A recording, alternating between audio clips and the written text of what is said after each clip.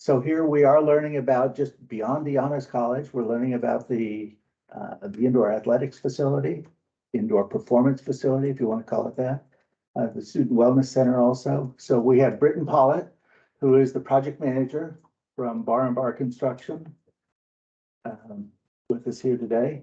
And Liz, and I mess up on your last name. Galindo. Galindo. Yes. Galindo. I'm married in two names, so. Galindo, all right. It's a hard one. I'm not used to it. So just call her Liz.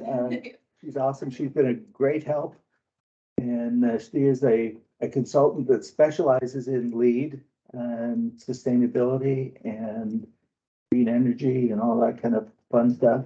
We also have Suchi Daniels, who you may have seen before. Suchi is with USF, and she is our sustainability manager for USF. She is a licensed architect. We've got Vanessa Hostick, who is also an architect. She is the sustainability person for HOK Architects out of Kansas City, and she is watching all this. And hello, Melanie. Just saying hi. We got student Melanie on the call too. So yes, we are recording. So it would make sense here. So again, if you want to learn more, you can just Google USF AEC experience and you'll learn all kinds of stuff. You can walk around the job sites. I know we do have another visit for the Honors College coming up soon. We've also got the AEC group that same week. We have it currently scheduled for the Honors College. We'll also be touring the Wellness Center and the football facility. Just a hint on the football facility, we did the walkthrough on the carpet, the grass. So it really looks good inside. They're almost done. So it is very exciting, pretty cool. So again, we're focusing on sustainability today. And I've already gone through the speakers, and we're gonna jump right in with Liz. Should I come over here? You can go wherever you want to go. Okay. I'll stand here. I've got my list with me, so I don't go down any rabbit holes or tangents, and so I do cover all the things that I wanted to speak about. So LEED is a green building framework that we use to help make projects be accountable and follow certain green building standards. It stands for Leadership in Energy and Environmental Design. It is the #1 most widely used green building rating system throughout the world. So have any of you heard of LEED before? Is this something? No? Some yes, some no. Okay. So my background is in interior design. It's something that as an architectural professional, you'll run into occasionally or frequently. I've been working in sustainability consulting for a number of years now. And so that's actually something, I live and breathe LEED and a few other green building rating systems that are out there. But this one, like I said, is the most widely used around the world. LEED certification, there's a process to get certified. And in the end, what it ensures is that the building is sustainable, that there's a focus on resource efficiency, whether that's energy, materials, or water, a number of other things. And ultimately, it does affect the bottom line, which is really important when you're managing business and building buildings and living in today's world, or any world, really. Like I said, it's a framework for identifying and implementing measurable green building standards. So that's really important that everything is very measurable. There's reason behind why we're doing the things that we're doing and implementing the strategies and the solutions that we're doing throughout the design and construction and ultimately the operating phases of the building. And then through using this LEED framework, like I said, ultimately the project does save money, and I'll explain that a little bit further. Consumes less energy, consumes less water, fewer resources, and what I like to focus on is results in a better indoor interior type environment. And being an interior designer, that's important to me, making sure that we are designing spaces that are functional for people, that are making people happy and healthy. So, next slide. So this is a little bit of the point about the bottom line topic. We get asked this a lot, does it cost more? These are averages. but the average cost to get a building certified is $5,000, and the cost for certification is in the certification fees. So we have to register the project and we go through a number of reviews, and those are that number is paid to USGBC in order to get the project certified and have the plaque on the wall. There is a 1 to 3% average increase in the budget cost. And again, average. So depending on what the decisions are made in the design stage affect, the increase as compared to a comparable building. And then ultimately, typically those increases are paid off. The return on those investments are paid off within 1 to 3 years. And that is a result of things like energy efficiency. So you're paying less for energy because you've designed a building that uses less. So those are some of the reasons why there is definitely a business case for designing to LEED standards. We sometimes hear some anecdotal opinions that, that's not the case, but oftentimes that's not really a holistic sort of opinion. So if you hear from one specific person who's had one specific part of a job and sees an increase in cost compared to what they would normally see in a typically designed building, but, that's not, you have to look at it from, a wide lens sort of point of view. Next slide.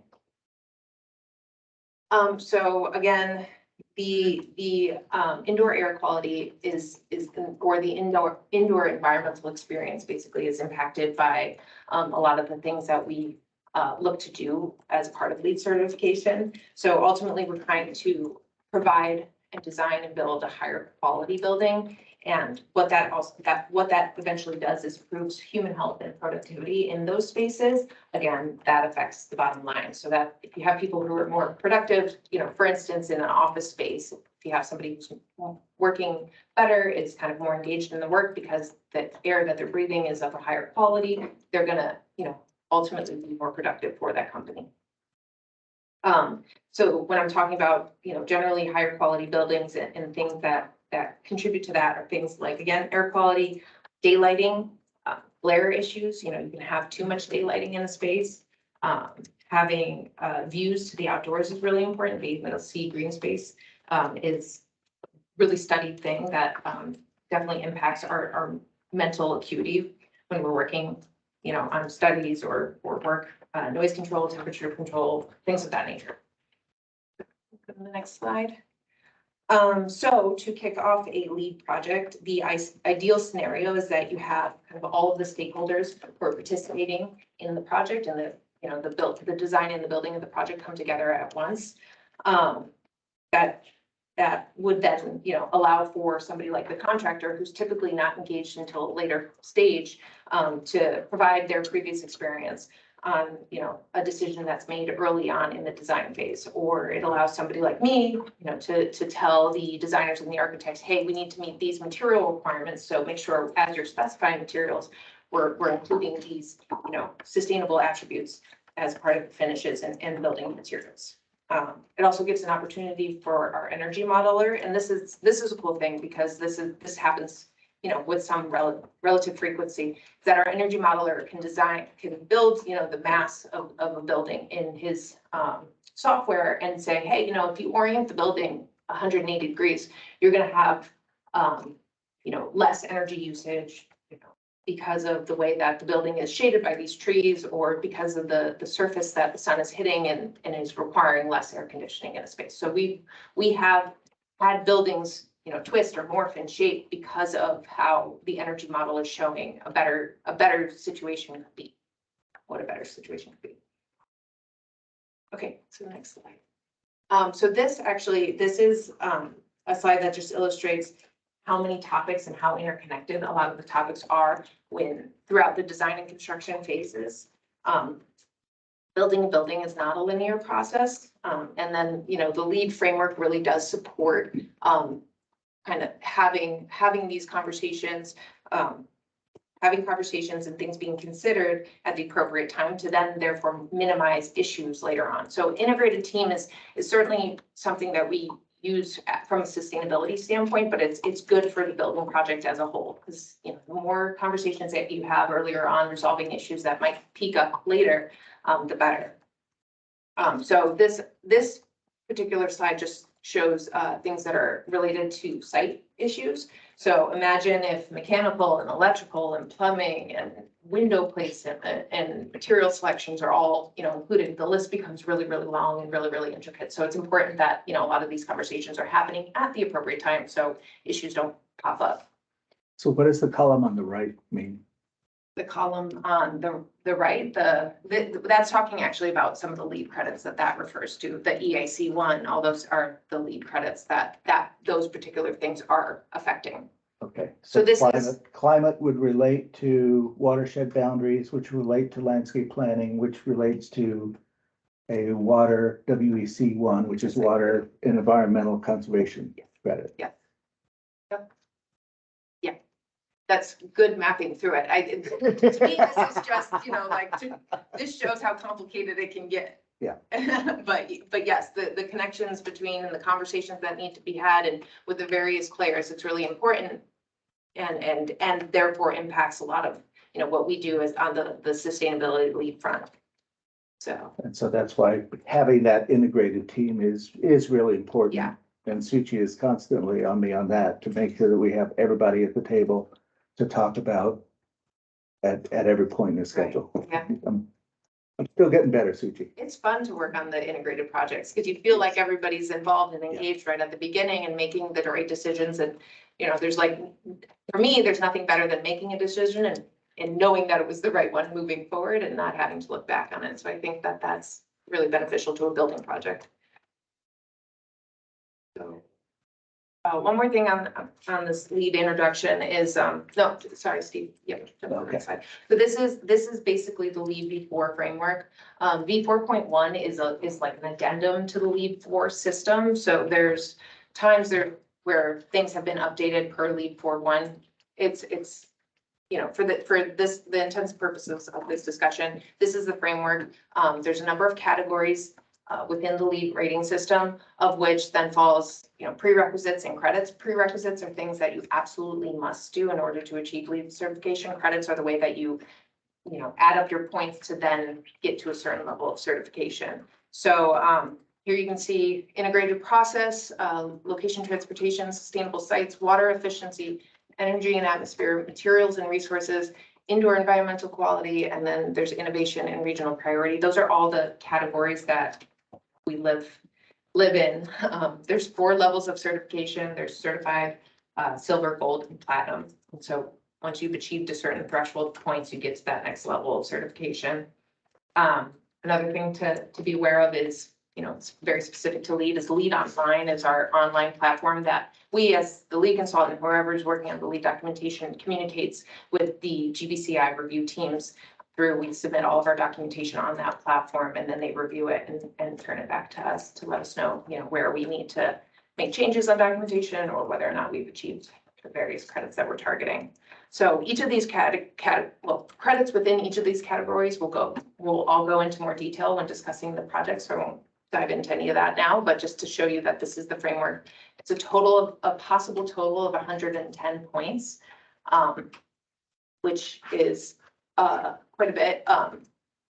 But certified starts at 40 points. So to get to 40 points is still an effort. And silver is 50, gold is 60, and then platinum is 80. So between 80 and 110, I've never seen a perfect LEED scorecard. So doing it for a while. So 110 points. When you talk about the number of points that each of the projects are targeting, 110 points seems like huge, but it's pretty challenging to get to some of the levels of certification that we're targeting in the project. So that's kind of the LEED overview at this point. Are there any questions? Can I take questions right now? No questions?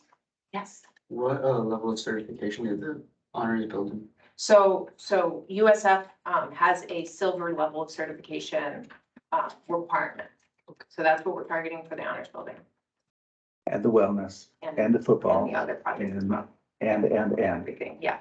Well, and I'll say. Yeah, there's a reason for that. So when Liz said there's a 1 to 3% increase, so to achieve a certified level, there are certain investments you need to make in the building that may have a pretty quick return on the investment. to get to silver, there's more investments in the building. You do a little bit more to be energy efficient, but then you get that return back maybe in a Yeah, few it might more be a longer years. period of time. Gold Yeah. and platinum, the same thing. There's a much larger investment that you need to make.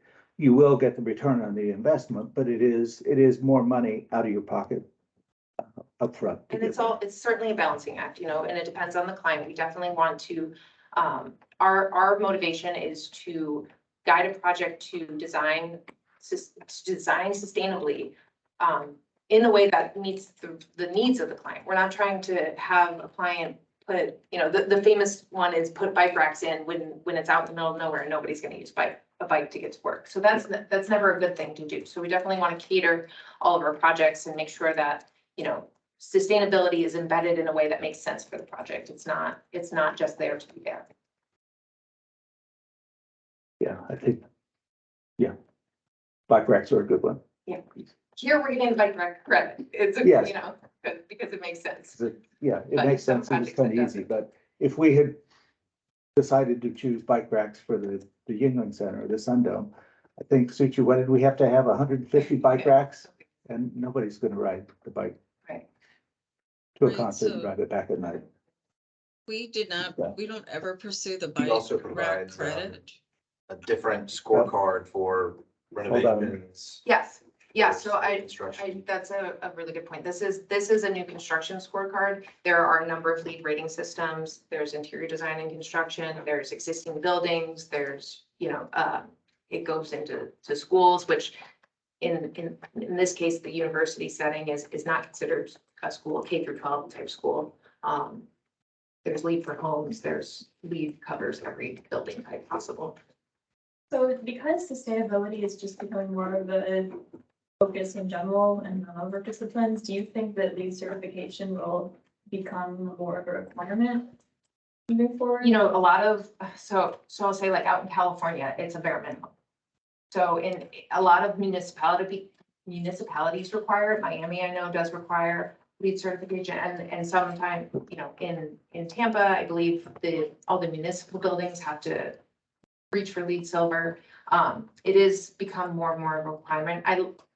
Somebody once explained to me that LEED was sort of like a little bit of like a ceiling pusher, and then code is like the ground floor, and you kind of need them to work in tandem to keep things moving. But generally, I think LEED has been around for maybe 30 years or so, I believe.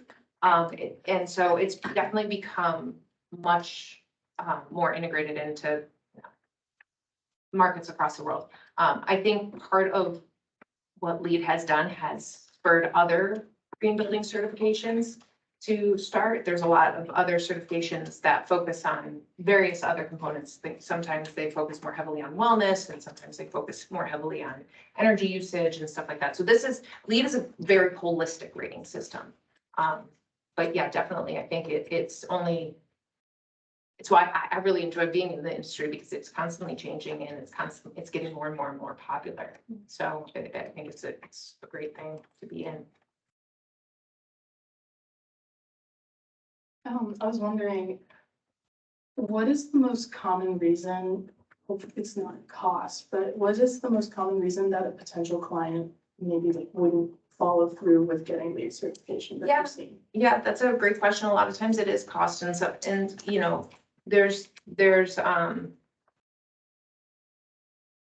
like Steve was saying, higher levels of certification require more investment, and cost is probably one of the bigger factors. Generally people do want to design sustainably.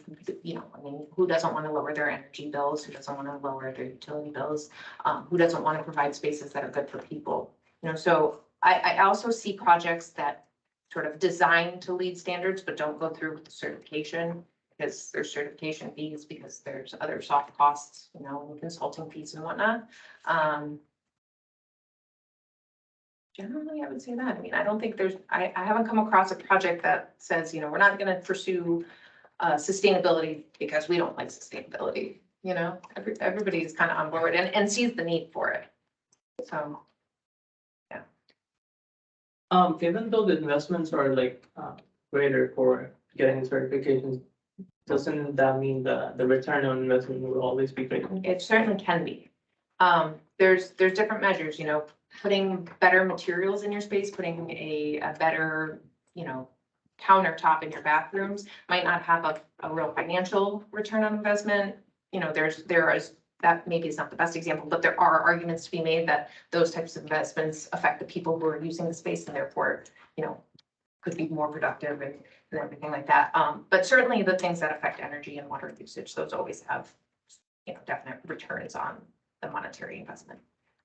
You should probably, you know, It depends on the type of project too, because if you're doing a single family home or an office building for your particular business, putting in marble countertops may not have a return on investment, but if you're putting that into a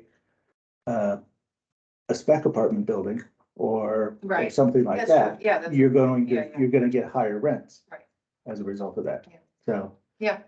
It's. It really does depend on the building. So you don't always want the highest possible rating you can get, it depends on the project. I mean, from my point of view, from being you know, really involved in sustainability as my profession, I really believe in a lot of the things that we do as, you know, why design a space that's not as sustainable and as, you know, humanly oriented as possible. You know, I'm always pushing people to, let's go further, let's try to do more innovative stuff or think. But again, like I was saying, you know, we want to make sure that whatever it is that we're implementing is practical and useful to the client in the space. And sometimes that means, you know, certified is perfect, you know? Yeah, I think for platinum, it really has to be a priority for the Yes, owner. very much. And like, I think one of the water efficiency one is like rainwater harvesting There's and there's using opportunities it for in the that. building and stuff Mhm, like that. mhm. So. Yeah. And when you get to the platinum level, there's a lot of stuff that, Yeah. like, it's a choice to say, I want to do this. Yeah. Or some of the systems and Absolutely. materials that are used. Yeah, it has to be a decision from the very beginning. Right, yeah. And even to achieve silver, it's not like you can change direction halfway Yeah. through the project. Right. And one thing actually I was gonna add earlier when you were talking about silver is the, you know, V4 or LEED V4 came out a couple of years ago. Prior to that, there was LEED 2009. Prior to that, there was LEED version 2 and 2.2. So LEED has adapted over the years and keeps pushing the envelope and keeps pushing the industry to be more sustainable. So what was gold a handful of years ago is now maybe certified or silver certification. So because LEED is evolving and pushing, you know, their priorities, it becomes a little bit harder every time they come out with a new version of the rating system to be able to achieve what you used to be able to achieve.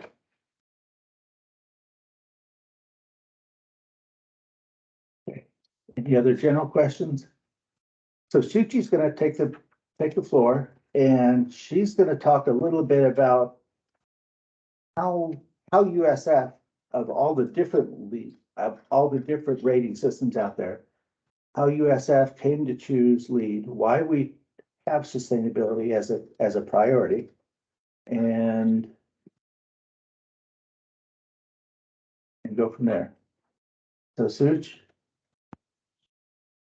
Is my slide in the presentation? so we gotta figure out how to turn her up here. So your volume is up on the speakers.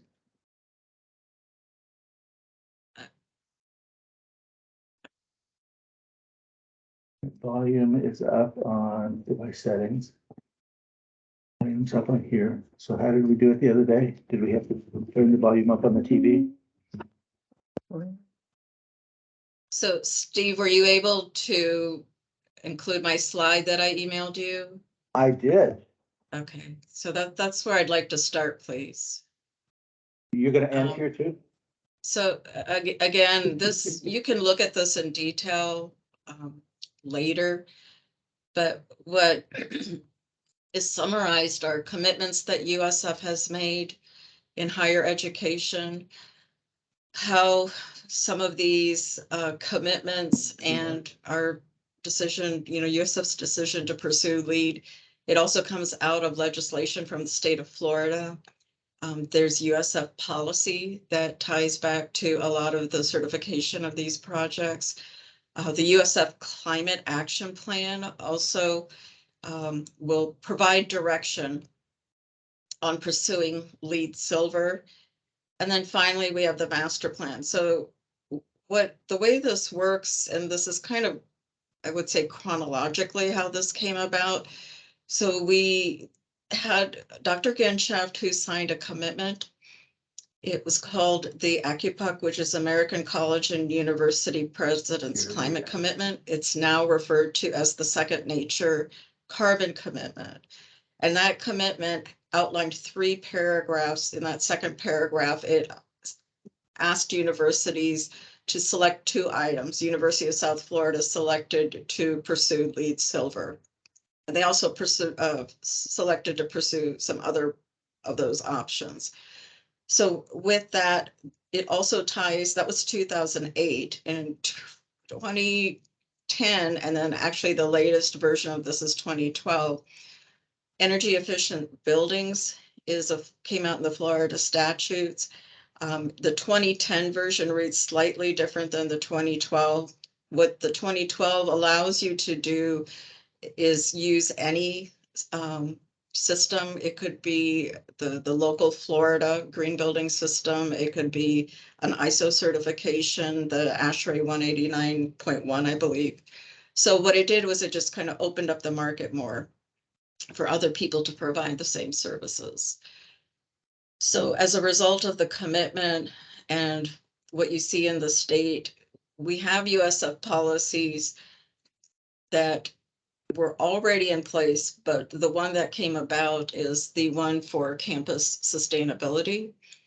And so where you see that, that's probably the next direct result. And again, we don't define LEED or require LEED in that policy, but where you do see the LEED Silver requirement show up is in the 2010 USF Climate Action Plan.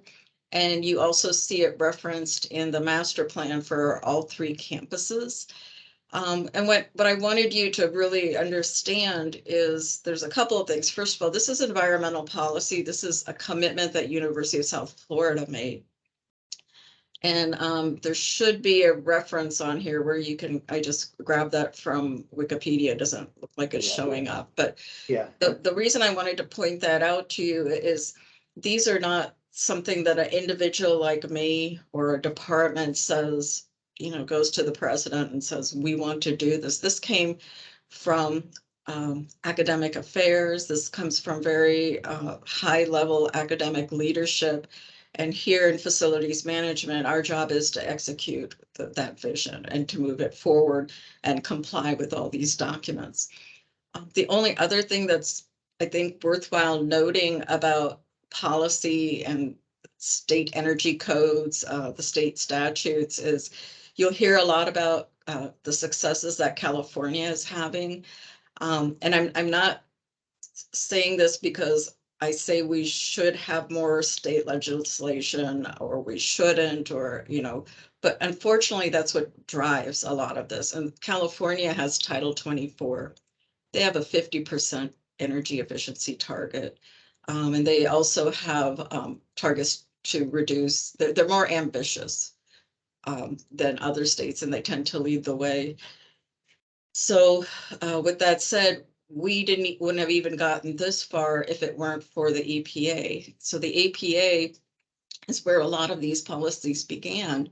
So for clean water and clean air, and then that was in the 70s. So you can really trace this back. You can go back even further to the 1900s and beyond in terms of sustainability, in terms of resource management. So I think the main thing is this comes from high level leadership here at USF throughout the country.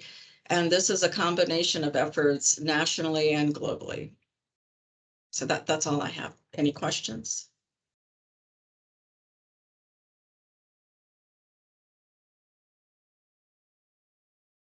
So Suchi, looking at it from a USF standpoint, so we're kind of mandated to do a LEED Silver.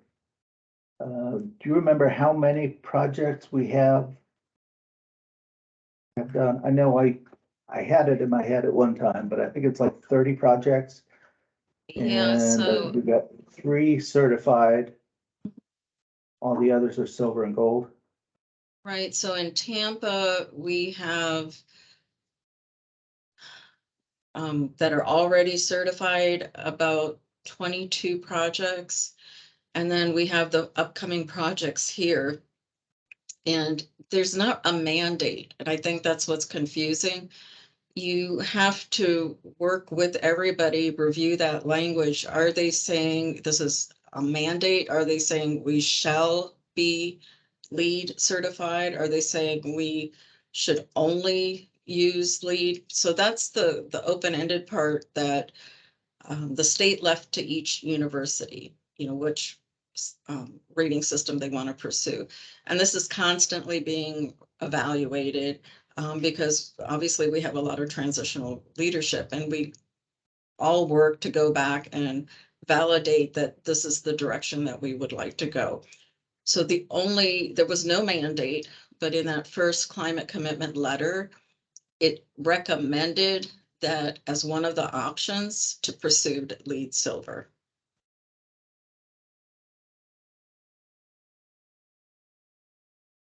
So when in our journey to achieve LEED Silver and looking back to Liz's framework here, are there certain LEED credits that almost all USF projects get, and certain credits that there's no way in the world we're ever gonna get? Right, so the best example, and it's in terms of cost, if we were to comply with the bicycle racks at the Sun Dome, it would not make sense. That money is better spent elsewhere. And then I have a lot of dialogue between the LEED reviewers and explaining how it would not be possible for that many people to ride their bikes in this urban area. The other one that's difficult to pursue is stormwater. There are, I know Liz didn't mention, so LEED has gotten a little bit better because now they're recognizing regional priorities. But in the stormwater area, again, that's another one where what we do here in Florida and what we submit to SwiftMud doesn't completely match what LEED is requiring. Points that we always tend to get, we use the forest preserve for open space. We like to use the education option under innovation.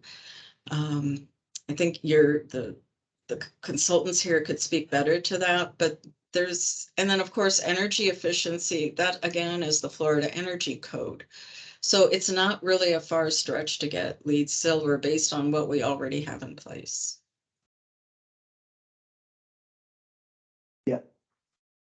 Examples of the LEED points varying regionally. I'm sorry. Yes. So I think she asked, what are some of the regional priorities for LEED points? so. And again, I think our consultants can answer this better, but water management in Florida. The fact that if we do have a project that uses reclaimed water, or we have rainwater harvestings as we do at the Patel building, that's the first one that comes to mind. But Liz and Vanessa and Melanie might have other ones because they're more familiar with version 4 than I am. So they might be better suited to answer that for you. Tell you for the Honors College project and the regional priority credits are sort of additional points that you get for achieving the most appropriate or applicable credits within the rating system. So, and it's based on zip code. So for the Honors College, the sensitive land protection, which has to do with soil testing and a number of other things. It can be developing a building on a site that's been previously developed. Surrounding density and diverse uses is another one. I'm going to speak about that as it relates to the Honors College. Reduced parking footprint. That's one that you get an extra point. So if you're reducing your parking footprint, there's a lot of parking down here. That's an issue. And I can talk more about that in a moment. Rainwater management, as Suchi said, heat island reduction is another one that we get an additional point with, and that's choosing materials that make that reflect the sun's heat gain versus, a lot, roofs are white down here. And that's so that they reflect the solar heat gain. If you had a black roof, that would just be a heat sink. It would cause the building to use more energy, it would heat up the surrounding area. So those are a couple of because, the sun is hot and heavy down here and rain is a hard thing to manage. Those are things that if you're achieving, or if you're doing well in, you get additional points for. So I was wondering, you mentioned like zip codes and stuff, so is there like are the frameworks like, I guess like are they kind of like modified per zip code and then like set in place for like everyone to follow in different areas? So is there like a designated one, like, or does it just come up like per situation? So like if you have a client and then you like, I guess, do like works to designate like what those extra points would be, or is that already set for like every zip code everywhere? It's already set. So there's a spot that you go, you look up the regional priority credits, they tell you which ones that are, and then if you're achieving those, then you get those additional points. So the majority of the framework is what it is, and then the regional priority does adjust based on your zip code, but those are based on your zip code and already set. So I have never done a LEED project outside of Florida. That's something you all can speak to, but the one that comes to mind is, I grew up near the Canadian border. We like black roofs because they absorb heat. I don't know if LEED would give you a point for that. But those are the types of regional differences that LEED is trying to understand and accommodate. So another couple regional credits are the type of energy that is actually generated or feeds your building. I grew up in Kansas and there's lots of windmills in Kansas. You go out to Nevada and a lot of it is the most efficient, energy efficient generator of electricity is actually hydroelectric from dams. So if you're fed from a hydroelectric plant, you get more points for that because your energy is greener. We get a lot of solar energy around here, and that's becoming more and more popular. Yep. Just out of curiosity, what buildings on the USF Tampa campus are LEED goals? So the Patel Center, ISA. ISA is gold. The what's called the well over at USF Health is gold. MDA well. Yeah, the MDA well is gold. There's a couple buildings in the village that are gold. I think that the hub is gold, and a couple of the kind of weird, but a couple of the residence halls that were right on the edge. So a couple went gold and a couple stayed down silver just because of the site. A lot, basically, because the buildings are pretty much the same. Actually, that ties back to what Liz was talking about, is having that integrated team. And this is what's happening on the well project where USF came back and what can we do to push us over the threshold to gold? But the reality is it's an energy efficiency, and that's a first cost. And that's why it's so important for us to have our engineers at the table and our LEED consultants at the table, because you can't come back when everything has been purchased. The project is in motion to add that energy efficiency back in. So that's why it's very, very important, especially to have our engineers involved early on, which they were on that project looking at orientation and everything else. But unfortunately, that energy decision is what would have driven that project to gold. I'm going to bounce back to Liz. She's going to talk specifically about the Honors College. Then we've got, I think, Vanessa and then Britton. I'll cruise a little bit so we can catch up some time, and certainly available to answer any questions after if things come up, post our discussion. Thank you, Suchi. So there is your beautiful honors building. This project was designed by an architecture firm out of New York called Morphosis. A local architect called Fleischman Garcia Malzalowski are the architect of records. The Beck Group is the contractor, TLC and Voltaire are doing engineering. HLB is the lighting designer, Campo is the civil, Nichols is the landscape architect, and Walter P. Moore is the structural. And all of that is to say, all of these team members are important to be in that integrated process and integrated team approach, along with USF. You know, we've had meetings from years ago that you know, really got all the players to the table at once, so we could design a very elegant, beautiful, energy efficient, healthy building for everybody. So go ahead on to the next slide. Projects pursuing LEED before certification. We're looking at silver level of certification. Oh, that picture got kind of smushed. The picture on the right is a little bit smushed, not your fault. I'm sure something happened in my PDF thing, but essentially the picture on the left, you can see this is one of the pieces of documentation that we use. I wanted to show as part of the LEED process. This is some of the type of work some of the type of information that we compile to submit to GBCI. This is a document for the diverse uses credit that's in the location category. So in that location category, we're targeting 9 of the 16 total points. What this is showing is that the location of this building is in such a way that you have walking distance proximity to a number of what's called basic services, things like pharmacies or restaurants or things that people can run their daily errands to without getting into a car. So that's the radius there, or the distance there rather, is a half mile walking distance. So that's one of the credits that we're pursuing. The project in this location and transportation category is also pursuing a sensitive land protection credit. Again, that's the soils credit that I mentioned before. Access to quality transit, because there's the bull runner that runs around. There's an option for mass transit that you know, we have to calculate how many times that the bus is running, but we meet the threshold for that, so the project's going to achieve there. Bicycles, we are having the bicycle credit being achieved on this project. Again, it makes sense for this project, so we're pursuing it. And what that includes is what's called short-term, long-term bicycle parking. Long-term bicycle parking has got coverage overhead, so if it's raining out, you can get to your bike without getting soaked. So you have to go on from there, so you might get soaked anyways, but also it includes a shower facility.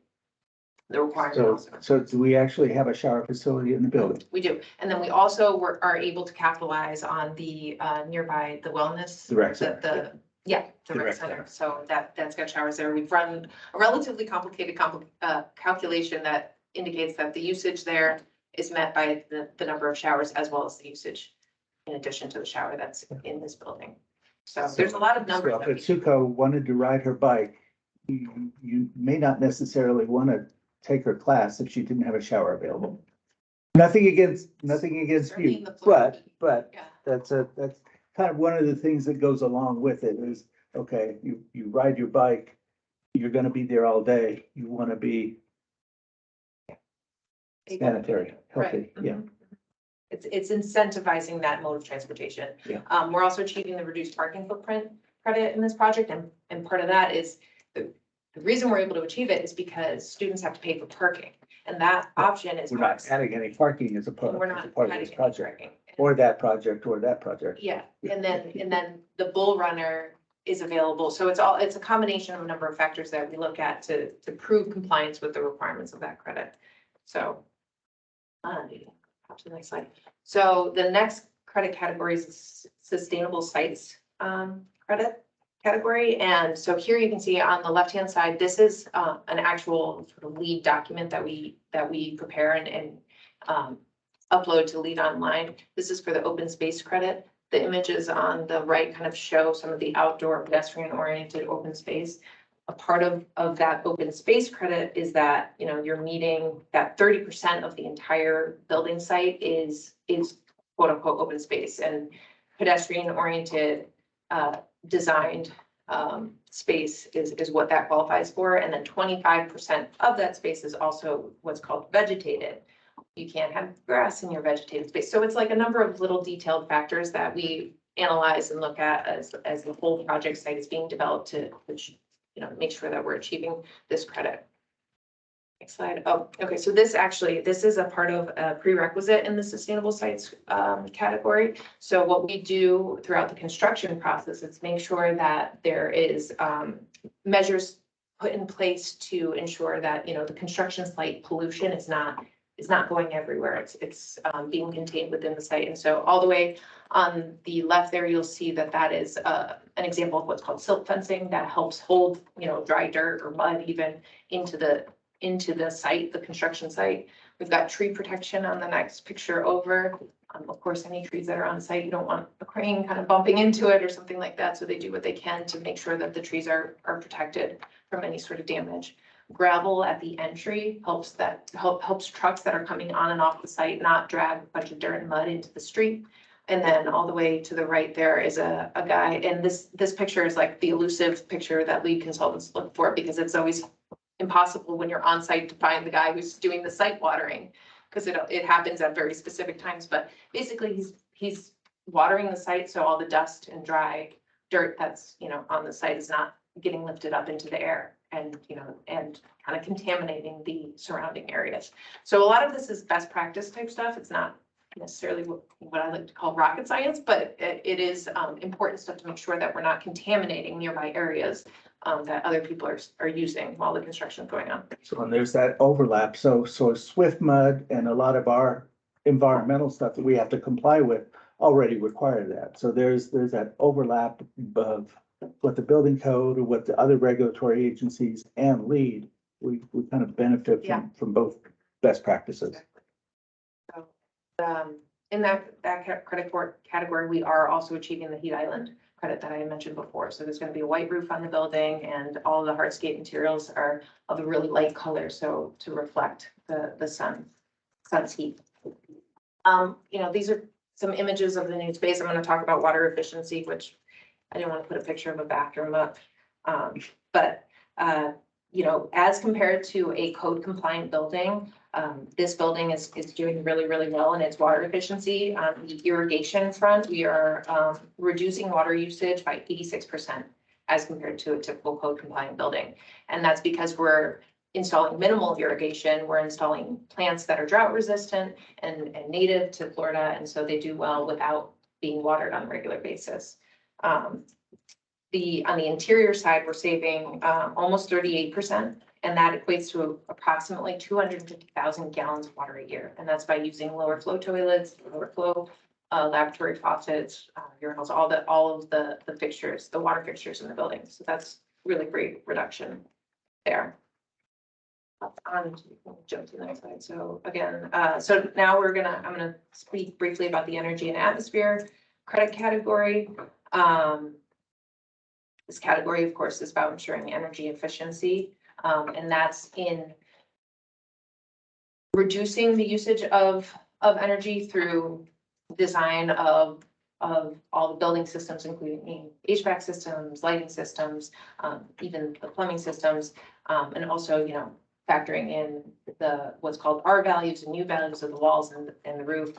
All these things factor into how efficient our buildings are. This particular project is going to be operating at over 24% less than what a typical code compliant building of the similar, size and nature would be operating at. Additionally, we are pursuing the enhanced commissioning credit for this building, and enhanced commissioning is a whole class in of itself, but essentially what it is a third party person or group reviews the design drawings of the mechanical, electrical, and plumbing engineers, make sure that those designs make sense in terms of energy efficiency, and it kind of follows through the rest of the process.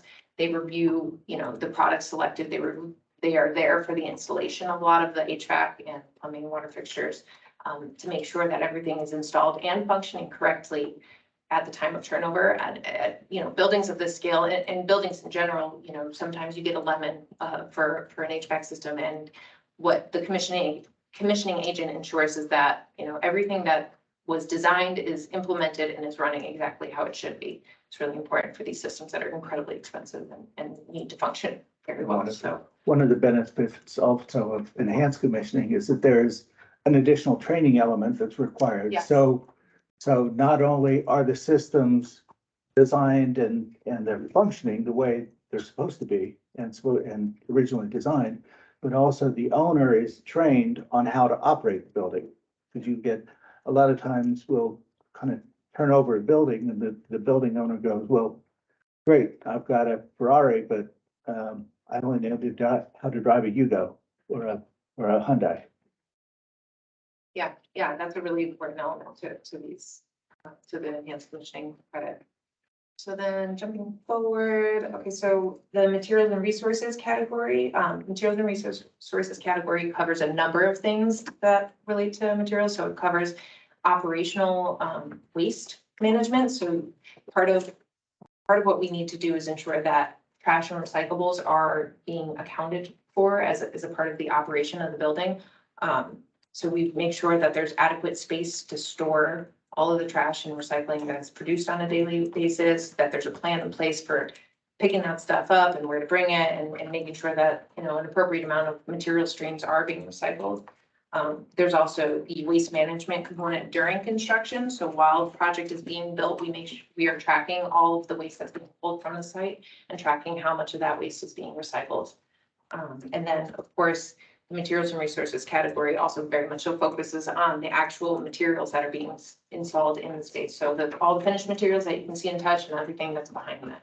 So we review things, you know, we review pretty much every single material that does go into a building and make sure that, you know, things like recycled content, things like making sure that there's material ingredients are transparent. So you know, we as the consultants can verify that all the materials are developed and produced in a healthy and environmentally smart way.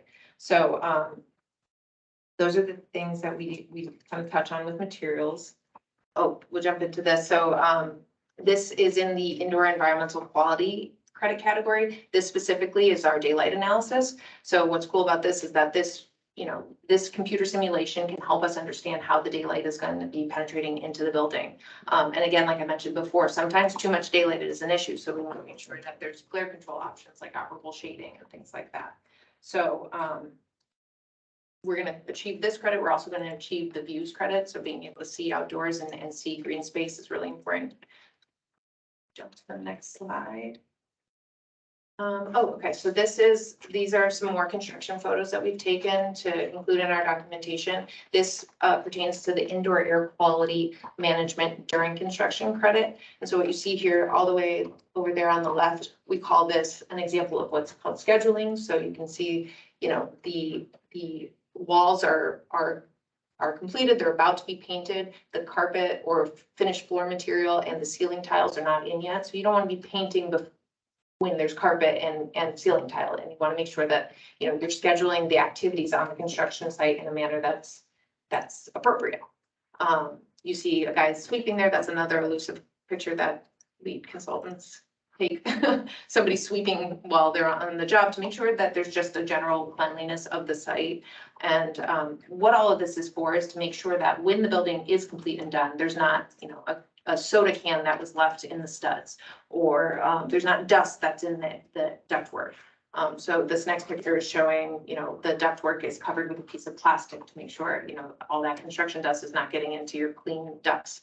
And then lastly, this is an example of where there's a little bit of dampness there, but the gypboard, which is an absorptive material, it can suck in water and become moldy. It's lifted up off the ground. So if there is any water pooling below, it's not going to be soaked into that material. Again, this is like best practice stuff, but we're there to make sure that that type of thing is getting done and is being done well. So this could also be called housekeeping. Housekeeping, yes. So Yeah. scheduling, housekeeping, HVAC protection, and this last one is called source control. And then I'll just speak lastly to the innovation credits for this project. That was that second to last category. It allows for a lot of flexibility. We can kind of capitalize on the things that the project is doing well. That's not, you know, within the rest of the rating system. in this credit category, there's options to pursue innovation points, to pursue exemplary performance, and to pursue pilot credits, and we're achieving in all of those areas. So, for example, exemplary performance, we're outdoing the requirements of some of the material credits by 2 times. So that's great. We're far above achieving what the requirement is, so we get an extra point there. And with projects that are innovative, you get to kind of do quite a bit in that area, that innovation credit area.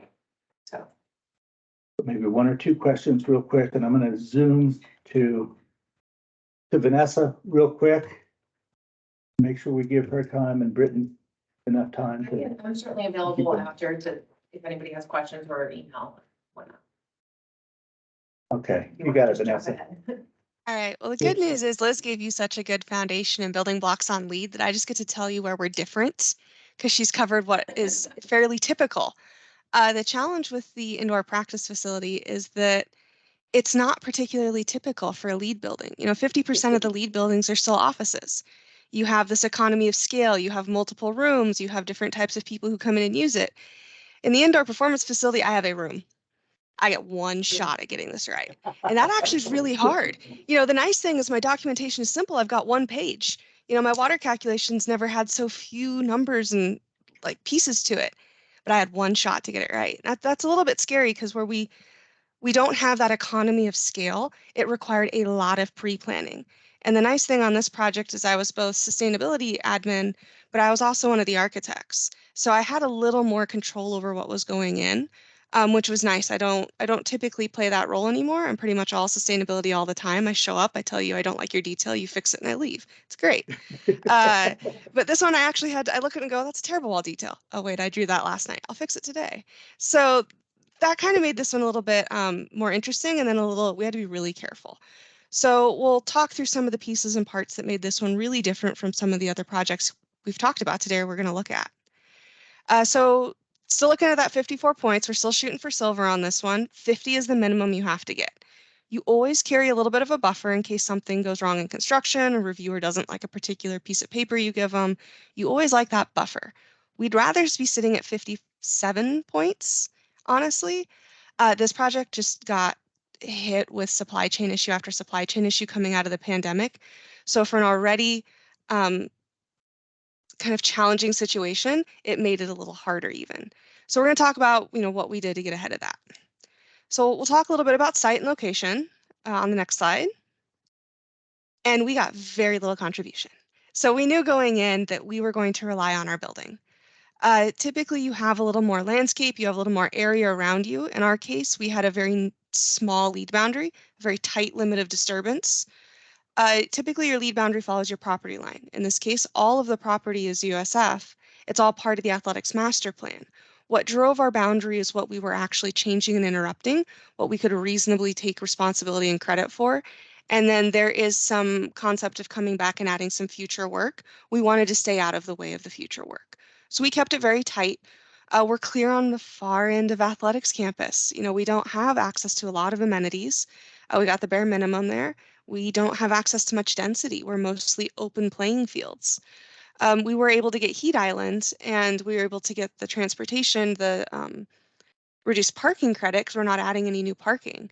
But we were really limited on the side. So we knew we were going to rely on our building design itself. So the first category we really looked closely at was water. I think water might be next. Yeah. So water is interesting. Picture of a bathroom. I do have a picture of a bathroom. I love this bathroom. The tiles are really pretty. Kudos to our interior designers. I have 1 room and 3 unoccupied accessories, so I'm limited on pictures here. Celebrating our little bathroom. But in the water calculation, your goal is a minimum 20% reduction. You get points for every, I think it's 5% reduction you get above that, up to 6 points. We were able to go ahead and get 5 points on this project. We were up in the 40% range. Part of that is because we have really high efficiency fixtures, and part of that is because we get to use an alternate occupancy calculation. The number 1 rule here is you don't use your life safety calculation. That is the maximum number of people the fire marshal lets us shove in the building. That's not very fair to our calculations. It's not realistic, and it's not how this building is used on a daily basis. So what we use is known as the full-time equivalent. Sometimes it's called full-time employee, but because this is a university setting and we have a lot of student athletes, we call them full-time equivalents. So that is the likely use per day. We break them into two groups. You have staff and you have students. And then we figure out roughly how many times they actually use the restroom per day, what the fixtures are they use, and LEED gives you all the rules of thumb, and we calculate how many gallons they actually use. In our case, we were able to use a slightly different gender split on the student athletes because football is primarily male. Typically, LEED is very strict about gender division. It's always 50-50. They very strongly support potty parity. So the idea is that you always assume 50-50 for all your staff. There are very special cases when you get to move off of that, and it's never for a whole building. But that also helped because men have the access to the urinals. Urinals use a lot less water, and it helped to really drive down our water usage as a building. I think I've got a little of that on the next slide. Yeah. So we looked at that actual breakdown. We converted our 120 football players down to an average full-time equivalent of 63 because they're not in the building 40 hours a week. It's actually a little less than that. So we full-time equivalents based on your 40-hour-a-week employee, which isn't always logical in an education setting. So we have to do a little bit of adjusting, and then we use that to get our 46% water savings, which is great. That's a really high number for this type of facility without any gray water reuse. Our next thing was really looking at energy and indoor environmental quality. Energy is really hard when your building's one giant room and the doors are open half the time. So we had to really look at making sure our envelope was good, really working with the architecture team, making sure we were well insulated. We didn't use a lot of glass. It's actually translucent polycarbonate that gets us this lovely even daylight. And what was important there is that gives us daylight without glare, because glare is our #1 problem when we bring in a lot of direct daylight for thermal comfort and for the safety of the players.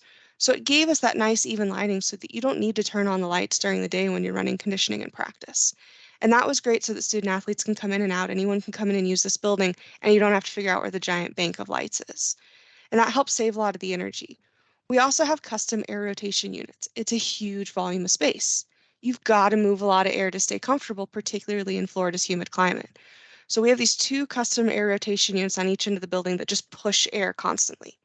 It's not always conditioning it, but it is moving it to keep everyone comfortable. Then we don't have any conditioning equipment in our facility.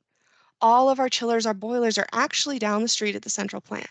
And that really helped us on the efficiency side to get that 28% energy cost reduction. Is that new, really efficient central plant? We got to take credit for that in addition to our really efficient air rotation units to get to that 28%. Projects that don't have that tend to be really challenged when it's just the practice field because you tend to go with something that's very economical, something that fits, and it's not always the most efficient option. So that was really important to helping us get to those goals. And it also helped to improve the overall indoor quality because we have this really well daylit space. We're able to keep the air moving. We're able to keep student athletes cooler. That air across your skin wicks that sweat off. That's what keeps them from overheating. And that's really, really important when you head into that summer and into summer practice at the start of football because that can get dangerously hot. And you can actually have the student athletes get really sick. So we're very careful at looking at those. The last one we knew we needed to rely on was materials. Materials is usually not terribly challenging when you have a lot of space types. When we look at higher ed and office buildings, you may have 5 or 6 ceiling types, 7 or 8 different types of floors, 4 or 5 types of wall coverings.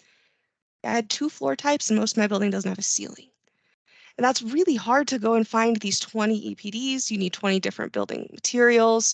You need these different percentages, but we were able to get there using some non-finished materials, looking at the structural steel itself, working with the steel building suppliers, looking at the metal panels, looking at cold form metal framing. Your standard building supplies, the industry's catching up. They're behind this move that LEED has made, and we're finally able to get to these reductions. And then selecting low emitting materials for the safety of those occupants and to kind of improve that indoor environment. That was really important. So we were able to finally check all those boxes off. We've worked very closely with the contractor. I think Howard is Melanie's new best friend. They talk constantly to make sure we're staying on top of it because when you only have 25 materials and 20 of them need to meet these attributes, it requires a lot of coordination. So we have talked to them constantly. It's a weekly to every other week discussion. It's a little more frequent than some of our larger jobs because we have no margin for error. And knowing that they're having so much trouble with supply chain, it's a lot of very rapid turnaround on questions and trying to help them find the right material that we can get in time. So that was one of the interesting challenges on this job, to make sure that we're using LEED as criteria for what we're selecting to drive a better decision, but without letting it restrict us too much. So the last one I'm going to let Melanie talk about a little bit. We didn't get a lot of contribution from the site itself, but the great thing with LEED is they have that series of innovation credits, which is sort of a pick your own flavor at the end of the rating system. LEED also introduces certain credits called pilot credits. They're test credits that they add to new versions of LEED as they come out.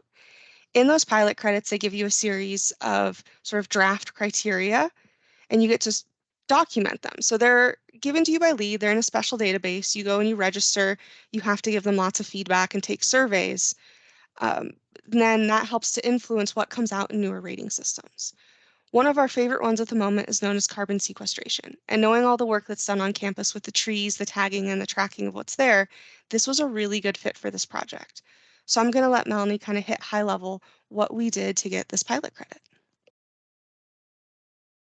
Can you go to the next slide, please? All right, so on the left, you can see the existing site, and on the right is what our proposed design was. And so to document this credit, we used the iTree planting calculator, which LEED suggests. The calculator takes into account some like basic project parameters such as the location, fuel and electricity emissions factors, the project's projected lifetime, and estimated tree mortality. And then each tree and shrubs are input into the calculator, taking into consideration the tree's life expectancy, species, diameter breast height, which is a measurement of the tree diameter from 4.5 feet above the ground, adjacency to the building in terms of direction, like northeast, southwest, and also the feet away from the building and exposure to sunlight.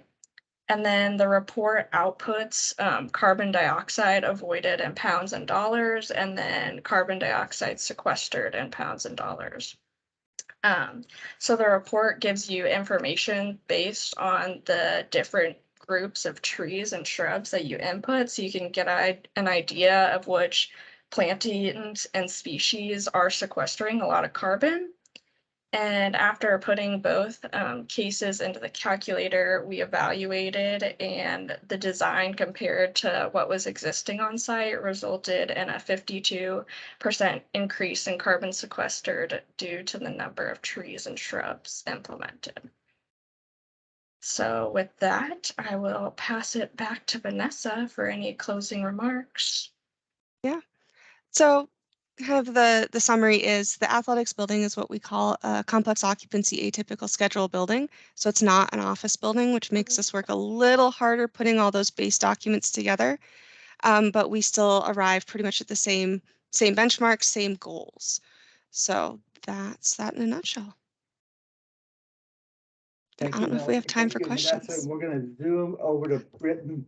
Thank you very much. We'll circle back with some questions.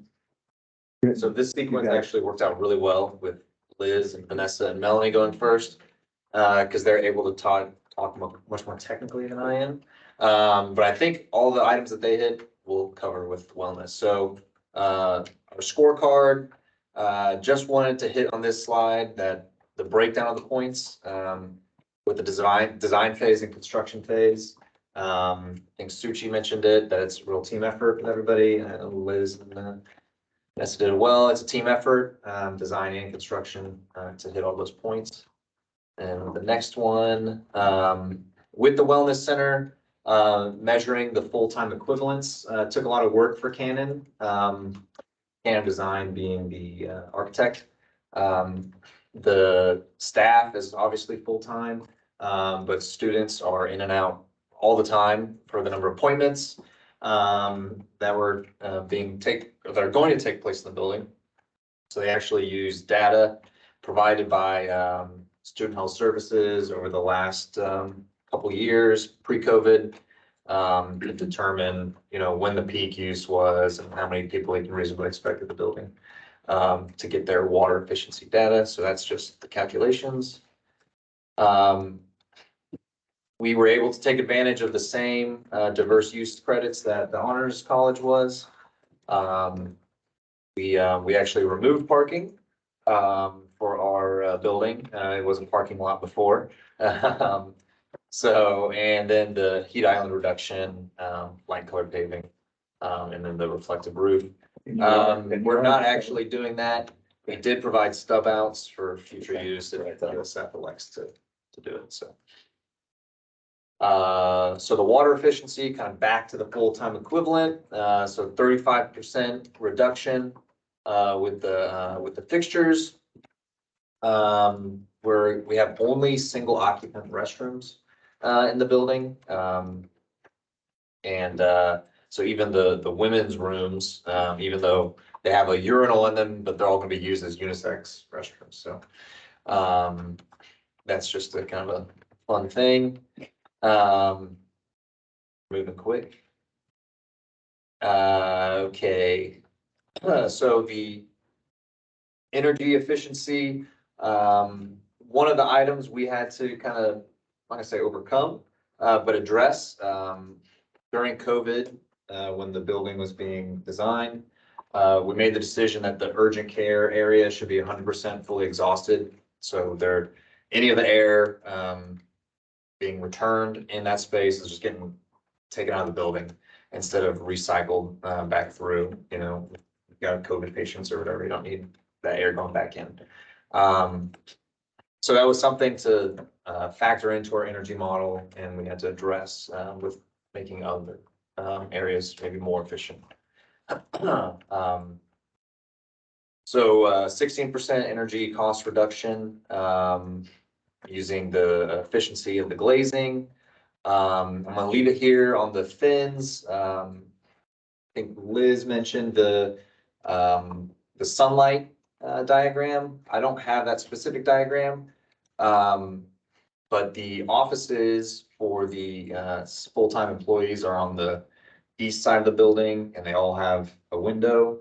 And then on the west side of the building, we have the big curtain wall there. And we use the fins and the sunshades as a way to allow light in without, frying the occupants in that west face of the building there. And then if you're looking kind of in between the fins, you still get, views out. This was a calculation that the design team, engineers and architects used to kind of figure out how long should the fin be, what's the angle that needs to be at to kind of maximize all of the. And then the SHGC is the solar heat gain coefficient. Yeah. Right. So it's a measure of how much heat actually comes into the building, and those fins reduce the amount of heat that's even actually able to get into the building, as well as reduce a lot of the glare. Right. That comes in. So that's just kind of the same kind of idea there of, what angle do we put this fin at, based off of the path of the sun, and that's kind of all the calculations that go into it. More just kind of look at the details of the fins, Canon, had an idea for the fins, this is how we want it to be. And then we're able to work with our subcontractor partner to actually, engineer it. How does it look? How does it attach to the glazing system and everything like that? So very collaborative. So overhangs is another item to highlight here. You mentioned the covered bike parking. We're actually able to utilize one of our larger overhangs, put the bike parking underneath that. Qualify for some of those credits. Materials, not as intense as the indoor practice facilities. We have a lot of rooms, a lot of spaces, and a lot of finishes. So we're able to hit these credits. And then our construction waste reduction. So that means 93% of the waste that you generated from construction actually got recycled. It helped the asphalt parking lot, helped significantly with tonnage.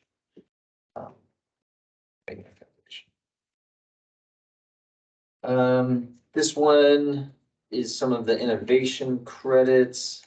So we don't have them. These ones were some of the kind of target, maybe pie in the sky things to pursue. I don't know that we'll hit all of them, so. So, but the biophilia, so for the fountain as well as the wood looking materials, the stones, those are all biophilic design Right. approaches. I think that's it. That was quick, yeah. There we All go. right. Zoom. So, any questions for these guys?